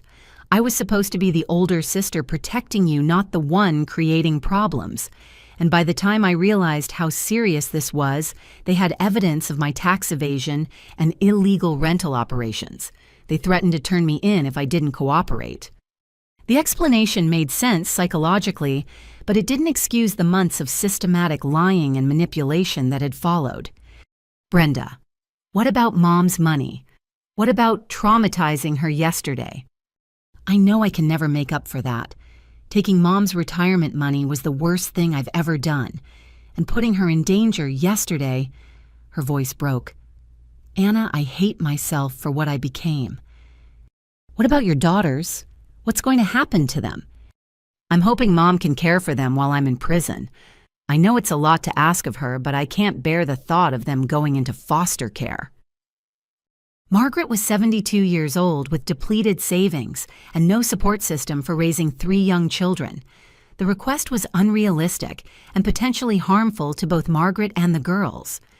"Brenda, Mom can't raise 3 children at her age, especially after you've destroyed her financial security." "I know. That's why I was hoping." "Anna, would you consider becoming their guardian? I know it's asking too much after what I've done, but they love you, and you're the only stable family they have left." The request hung in the air like a bomb waiting to explode. Brenda was asking me to take responsibility for the children of someone who had tried to destroy my life, to sacrifice years of my own freedom and financial resources to clean up the consequences of her criminal choices. "I need time to think about it, Brenda." "I understand. Anna, whatever you decide about the girls, I want you to know that I'm going to spend the rest of my life trying to make amends for what I did to you and Mom." After ending the call, I sat with Margaret in silence, both of us overwhelmed by the magnitude of the decisions we faced. The criminal case was moving forward, but the personal consequences would define our family relationships for decades to come. Agent Williams called me early Tuesday morning with updates about the investigation that changed everything I thought I knew about Brenda's situation. Miss Morrison, overnight questioning of the suspects has revealed that your sister was actually trying to extract herself from this criminal organization when the situation escalated yesterday. I was making coffee when he called and I nearly dropped the pot. What do you mean? The 3 men we arrested yesterday were not just criminal associates. They were holding your sister's children as leverage to ensure her continued cooperation. Emma, Sophie, and Grace were being kept at a separate location as insurance against Brenda backing out of the property theft scheme. My blood ran cold. Where are the girls now? They're safe. We recovered them yesterday evening from a house across town where they were being watched by 2 additional suspects who are now also in custody. The girls told child services workers they thought they were staying with friends of their mother while she handled business meetings. The full scope of Brenda's victimization became clear. She hadn't just been a willing participant in criminal activity, she'd been coerced through threats against her own children. Agent Williams, why didn't Brenda tell us her daughters were being held hostage? The suspects threatened to harm the children if she revealed their involvement to anyone, including law enforcement. She was told that cooperating with the property theft was the only way to keep her daughters safe. This information reframed everything about the previous day's events. Brenda's desperate insistence that I provide documents and computer access hadn't been motivated by greed or criminal loyalty. It had been motivated by terror for her children's safety. Where is Brenda now? She's still in federal custody, but her status is changing from primary suspect to cooperating victim. The prosecutor is reviewing her charges in light of the coercion evidence. Margaret had been listening to my conversation from the kitchen table. When I hung up, she looked both relieved and heartbroken. "Those poor babies," she said. "They've been traumatized by people who use them as weapons against their own mother." I called Jessica immediately to understand the legal implications of these revelations. If Brenda had been coerced rather than willingly participating, what did that mean for the criminal charges against her? Coercion is a legitimate defense for many crimes, but it doesn't excuse everything she did, Jessica explained. The prosecutor will need to determine which actions were taken under duress and which actions she took voluntarily before the coercion began. What about the money she took from Mom? What about the illegal rental operation? Those activities preceded the coercion, so she'll probably still face charges for tax evasion and elder abuse. But the property fraud charges might be dropped or significantly reduced. The legal situation was becoming more complex, but the emotional situation was becoming clearer. Brenda had made initial poor choices that put her in a vulnerable position, but the escalation to threatening my property and traumatizing Margaret had been driven by criminals who were holding her children hostage. Agent Williams called back within an hour with more updates that painted an even more disturbing picture of what Brenda and her daughters had endured. "Miss Morrison, we've been interviewing your nieces with child psychologists present. The girls have been living in fear for over 3 months, told that their safety depended on their mother cooperating with business associates who had rules that couldn't be broken. How are they handling everything?" "They're resilient, but they've clearly been traumatized. They've been taught to lie about their living situation, coached to support false stories about their mother's financial problems, and warned that police would separate them permanently if anyone asked too many questions." The children had been systematically manipulated and psychologically abused as tools for coercing their mother. The criminal organization had weaponized the parent-child relationship to ensure compliance with their theft schemes. What happens to the girls now? Child Services is evaluating options. Ideally, they'll be placed with family members while their mother's legal situation is resolved. The goal is to provide stability and therapeutic support to help them recover from this trauma. Margaret and I exchanged glances. We both knew that as the girls' closest relatives, we would be expected to provide the family placement that Child Services was seeking. Agent Williams, how long might it be before Brenda's legal situation is resolved? If she continues cooperating and the coercion evidence is verified through the investigation, she might be released to serve community service rather than prison time. But that process could take 6 months to a year. A year of caring for 3 traumatized children whose mother had been coerced into targeting my family. A year of helping them understand why their normal life had been destroyed by criminals. A year of rebuilding trust and relationships while navigating complex legal proceedings. The responsibility was overwhelming, but the alternative, letting Emma, Sophie, and Grace enter foster care, seemed worse. They had already been victimized by criminals who used them as weapons against their mother. Adding the trauma of separation from family would compound their psychological damage. My phone rang again, this time a social worker calling about immediate placement needs for the 3 girls. "Miss Morrison, I'm calling from Child Protective Services. We understand you're the girls' aunt and potential guardian. Would you be willing to meet with them today to discuss placement options?" The moment of decision had arrived faster than I had anticipated. I could provide temporary care while longer-term arrangements were made, or I could decline and let the state handle their placement. I looked at Margaret, who nodded encouragingly. Despite everything we had been through, family still mattered, and these children were innocent victims who needed protection and stability. "Yes, I'll meet with them today." 2 hours later, I stood in a child services office waiting to see 3 little girls whose lives had been shattered by the same criminal organization that had tried to destroy mine.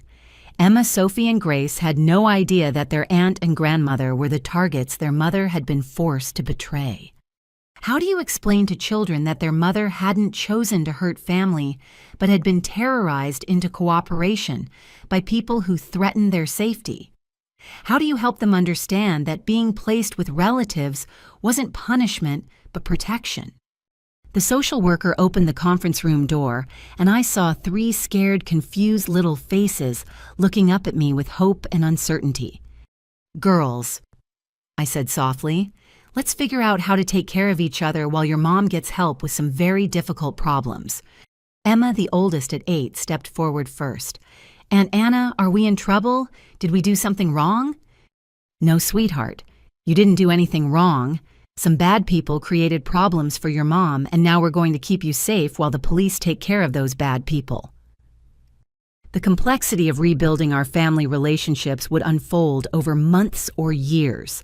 But today, my job was simply to provide safety and comfort to 3 children who had been used as pawns in a criminal conspiracy. Tomorrow, we would begin the longer process of healing and creating a new normal for our fractured family. 3 weeks later, I sat in federal district court watching the conclusion of one of the most complex criminal cases the prosecutor's office had handled in years. 23 defendants faced charges ranging from document fraud to kidnapping, with evidence spanning 8 states and involving dozens of victim families.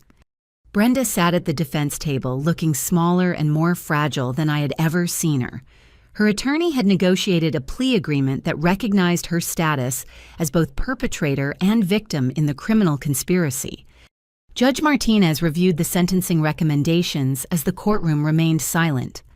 Margaret sat beside me, holding my hand tightly as we waited to learn Brenda's fate. "Miss Morrison," Judge Martinez addressed Brenda directly, "your cooperation with federal investigators has been instrumental in dismantling a criminal organization responsible for stealing millions of dollars from American families. However, your initial choices to commit tax evasion and elder abuse created the vulnerability that allowed criminals to exploit you and your family." Brenda stood to receive her sentence, tears streaming down her face. "Based on the cooperation agreement and evidence of coercion, this court sentences you to 2 years in federal prison, followed by 3 years of supervised probation. You will pay full restitution to all identified victims, including the $20,000 fraudulently obtained from your mother." 2 years. It seemed like both too much and too little too much, considering the coercion she had endured. Too little considering the trauma inflicted on our family and dozens of others. But the sentence also included provisions for supervised visitation with her daughters and mandatory participation in financial counseling and psychological therapy. The court recognized that Brenda needed rehabilitation as much as punishment.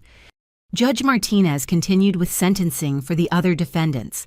The three men who had held Margaret and threatened her daughters received sentences ranging from 15 to 25 years. The corrupt notary who had facilitated document fraud across multiple states received 12 years. The government employees who had provided access to federal document systems received sentences between 8 and 15 years. Justice was being served for the criminal organization, but the personal healing for our family was just beginning. After the sentencing hearing, federal prosecutors briefed me on the broader impact of the investigation that had grown from my initial complaints about Brenda's activities. Ms. Morrison, your decision to investigate and report this criminal activity led to the recovery of over $4 million in stolen assets and the prevention of planned thefts targeting 60 additional families, prosecutor Sarah Johnson explained. The numbers were staggering. 60 families who would never know how close they had come to losing their homes and financial security because one woman had refused to accept her sister's lies and manipulation. What happens to the other victims who lost money to this organization? A federal victim compensation fund has been established using recovered assets. Most families will receive partial restitution, though full recovery isn't possible in all cases. Your mother will receive complete restitution of the $20,000 plus interest and damages. Margaret would recover her lost retirement savings, but the emotional impact of Brenda's betrayal would take much longer to heal. Outside the courthouse, Jessica provided updates on the civil legal actions that had been necessary to protect my property and finances. Anna, all fraudulent documents have been permanently removed from official records. We've also obtained court orders prohibiting anyone from filing similar false claims against your property in the future. What about my work situation? Any lasting damage there? Your employer has been incredibly supportive throughout this process. They've enhanced security procedures and are actually using your case as a training example for employees about protecting personal information from family members who might be compromised. The professional consequences had been minimal, but the personal consequences continued to evolve daily as I adjusted to life as guardian of 3 young girls while their mother served her prison sentence. Emma, Sophie, and Grace had moved into my house 6 weeks earlier, transforming my quiet, single-person home into a bustling family environment. Margaret had also moved in temporarily to help with childcare while we all adjusted to the new arrangements. The girls were receiving therapy to help process the trauma they had experienced, and slowly they were beginning to understand that their mother's actions had been motivated by fear for their safety, rather than deliberate cruelty to family. Aunt Anna. Emma had asked me the previous week, when Mom comes home from prison, will our family be normal again? It was a question I couldn't answer definitively. Normal would never be the same as it had been before, but we were creating a new version of normal that prioritized honesty, security, and emotional healing. Brenda would serve her sentence and then face years of rebuilding relationships with her daughters and our family. Margaret would recover her financial losses, but continued working to restore her sense of trust and safety. And I would continue learning how to balance my desire for independence with the responsibilities of caring for family members who needed protection and support. The legal resolution provided closure for the criminal case, but the personal resolution would require years of continued effort from all of us. That evening, as I helped the girls with homework at my dining room table while Margaret prepared dinner in my kitchen, I reflected on how completely my life had been transformed by Brenda's choices and the criminal conspiracy that had targeted our family. My house had been saved, my finances were secure, and the criminals had been punished. But more importantly, 3 innocent children were safe and surrounded by family who would protect them while they healed from trauma that should never have been inflicted on them. The legal victory was satisfying, but the family healing was more meaningful than any court judgment could ever be. 6 months after the criminal trials concluded, I found myself sitting in a family therapy session with Margaret, Emma, Sophie, Grace, and via video conference from federal prison Brenda. Dr. Patricia Williams, a specialist in family trauma recovery, had been working with us to rebuild relationships damaged by crime and coercion. "Anna, how are you feeling about having direct communication with Brenda again?" Dr. Williams asked. I looked at the screen where my sister appeared in prison-issued clothing, looking healthier than she had in months, but still carrying the weight of everything that had happened. "It's complicated," I admitted. "I understand that she was coerced and that her children were threatened, but I also can't forget the months of lies and manipulation that happened before the coercion began." Brenda's voice came through the speakers clearly. "Anna, I know I broke your trust long before those criminals threatened my daughters. The tax evasion, taking money from Mom under false pretenses, running the illegal rental operation. Those were choices I made because I was too proud to ask for legitimate help." Margaret spoke up from her chair beside me. "Brenda, I need you to understand how it felt to discover that you had been lying to me for years while I sacrificed my own security to help you. I ate peanut butter sandwiches for dinner so I could send you money you didn't actually need. Mom, I know I stole from you. I know I manipulated your love for me and the girls to get money I wasn't entitled to. That guilt is something I carry every day." Dr. Williams guided the conversation toward the progress that had been made over the past months. The girls had been thriving in my home, with Emma and Sophie excelling in their new school, and Grace overcoming the anxiety that had plagued her during the period when criminals were using her as leverage against her mother. "Girls, how do you feel about the conversations we've been having about what happened to your family?" Dr. Williams asked. Emma, now 9 years old and remarkably articulate, answered for her sisters. "We understand that Mom made mistakes, but that bad people made things much worse by threatening to hurt us. We love Mom, but we also love Aunt Anna and Grandma Margaret for keeping us safe." Sophie nodded agreement. "When Mom gets out of prison, we want our family to be together again, but we want everyone to tell the truth this time." 6-year-old Grace, who had been the most traumatized by the experience of being used as a hostage, had developed a mature understanding of the situation. "Bad people tried to break our family, but we're putting it back together in a new way." The children's resilience and wisdom continued to amaze me. Despite experiencing manipulation, coercion, and family separation, they had maintained their capacity for love and forgiveness while learning to value honesty and security. Brenda's voice cracked with emotion as she responded to her daughters. "I'm so proud of how strong and smart you girls are. When I come home, I want to earn your trust again by always telling the truth and making sure you're always safe." Dr. Williams shifted the conversation to practical planning for family reunification when Brenda was released from prison in 18 months.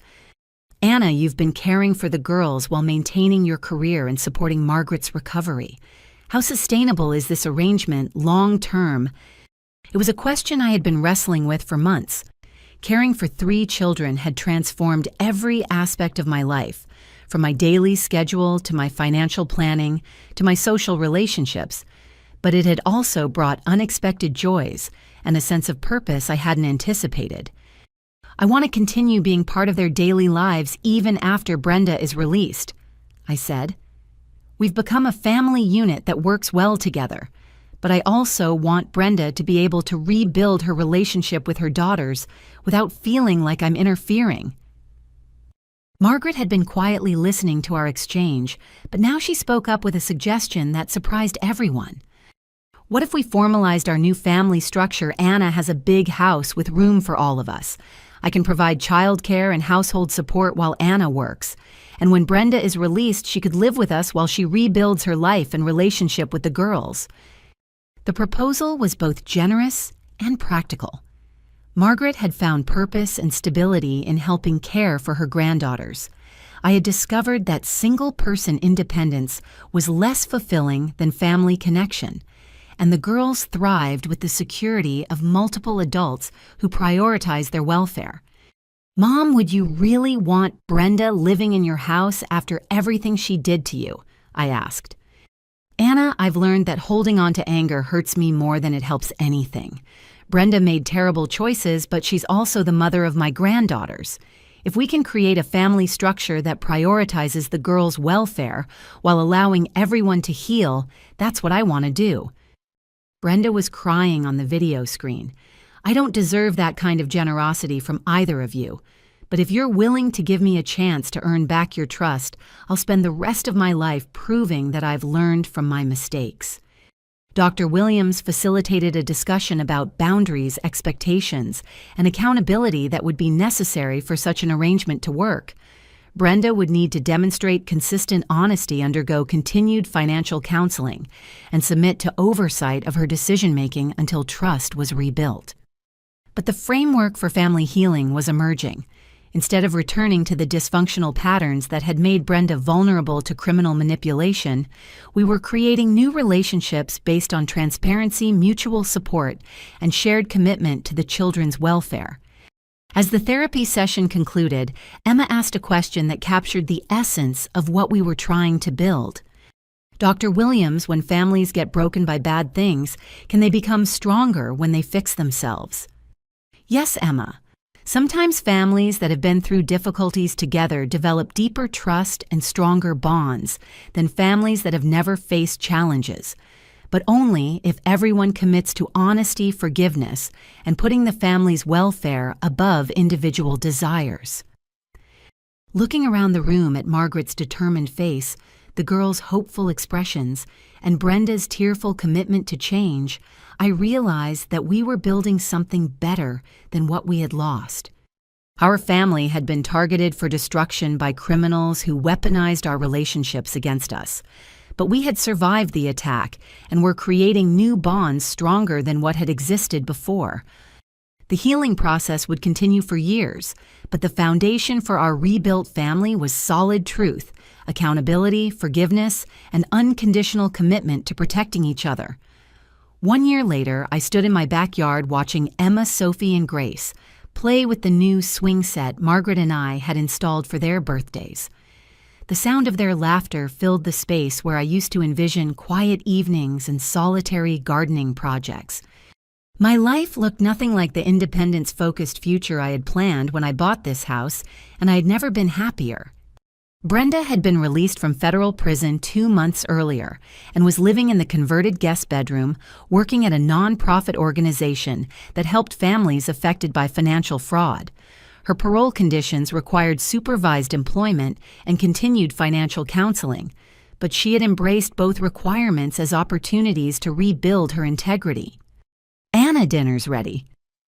Margaret called from the kitchen where she had been preparing her famous pot roast for our Sunday family meal. As we gathered around the dining room table that now accommodated 6 people instead of 1, I reflected on the journey that had brought us to this moment. The criminal organization that had targeted our family had been completely dismantled. Federal investigations had expanded to uncover similar operations in 12 other states, leading to over 100 additional arrests and the recovery of stolen assets worth more than $50 million. My testimony at various trials had helped convict the leaders of the organization and establish legal precedents for prosecuting family-targeting financial fraud. The case had become a model for how law enforcement agencies identify and investigate these sophisticated criminal enterprises. But the legal victories, while satisfying, paled in comparison to the personal transformations that had occurred within our family. Margaret had recovered her financial security and discovered a renewed sense of purpose in helping raise her granddaughters. At 73, she was more active and engaged than she had been in years, volunteering at the girls' school and organizing community awareness events about elder financial fraud. Emma, Sophie, and Grace had not only recovered from their trauma, but had developed remarkable emotional intelligence and resilience. They understood the difference between mistakes and crimes, between accountability and punishment, between forgiveness and trust. And Brenda had transformed from someone who prioritized appearance over honesty into someone who valued transparency and family welfare above personal comfort. Her experience with criminal coercion had taught her that lies, even small ones, create vulnerabilities that can destroy everything you care about. Mom, tell us the story again about how you figured out the bad people were trying to steal our house. Sophie requested as we shared our meal. It had become a family tradition, not dwelling on the trauma, but celebrating the courage and intelligence that had protected our family from destruction. Well, I began settling into the familiar narrative. It started when I noticed that something didn't make sense about the story I was being told. When people you love ask you to make big decisions quickly without giving you time to think, that's a signal that something might be wrong. And you didn't get angry, you got curious, Emma added, having memorized her favorite part of the story. That's right. Instead of just reacting emotionally, I decided to investigate and gather facts. I learned that when something feels wrong, it probably is wrong, and you should trust your instincts while also verifying information. Grace, now 7 and remarkably wise, contributed her understanding of the lesson. And you learned that family means protecting each other, not lying to each other. Exactly. Real love doesn't ask people to sacrifice their security or safety. Real love wants everyone in the family to be safe and successful. Brenda had been quietly listening to our conversation, as she often did during these family storytelling sessions. Now she spoke up with the accountability that had become characteristic of her recovery process. Girls, I want you to remember that the bad people were only able to threaten our family because I made dishonest choices before they ever contacted me. If I had asked for help honestly when I was struggling, none of the scary things would have happened. But you learned from your mistakes. Mom, Emma said generously, and now you help other families learn how to ask for help the right way. Brenda's work with the nonprofit organization had evolved into a specialization in helping families recognize and resist financial manipulation schemes. Her personal experience as both perpetrator and victim gave her unique credibility in educating others about the warning signs of criminal targeting. As we finished dinner and the girls dispersed to their homework and play activities, Brenda and I found ourselves alone in the kitchen washing dishes. Anna, I know I've said this before, but I need to say it again, she said quietly. Thank you for saving our family when I was destroying it.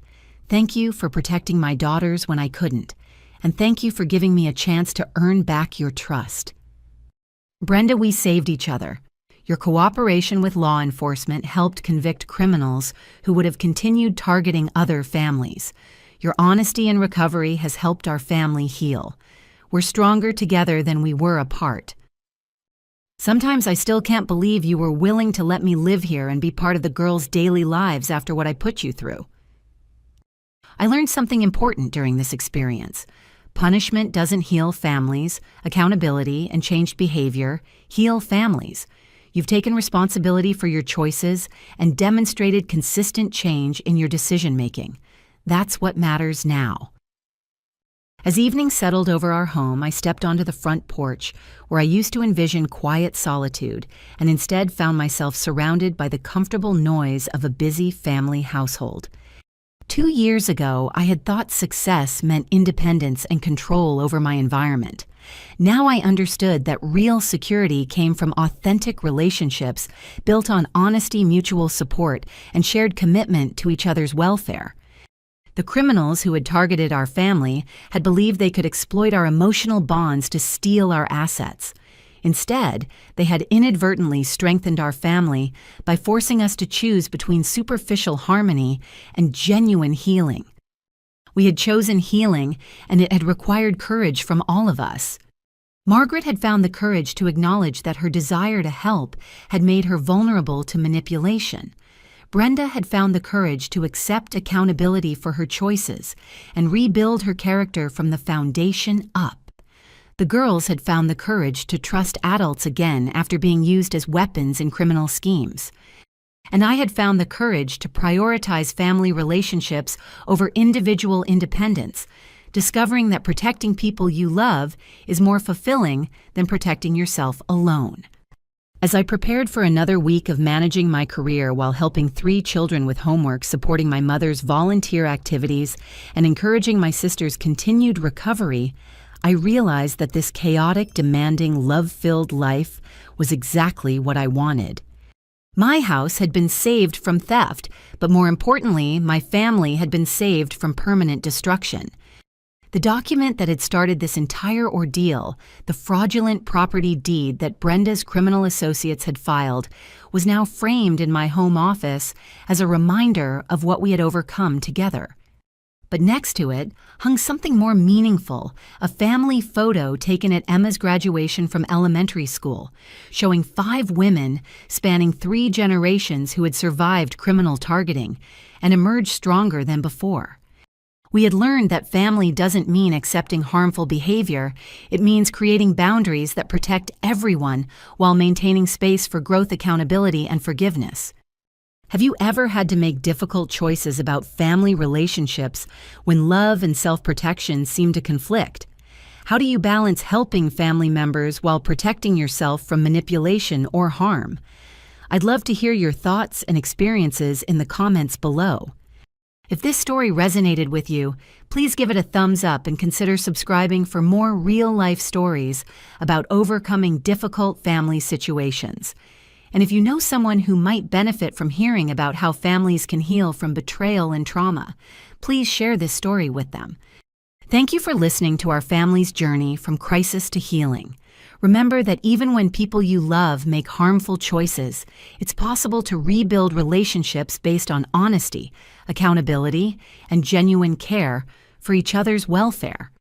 Sometimes the strongest families are the ones that have learned to choose love without sacrificing safety and forgiveness, without abandoning boundaries.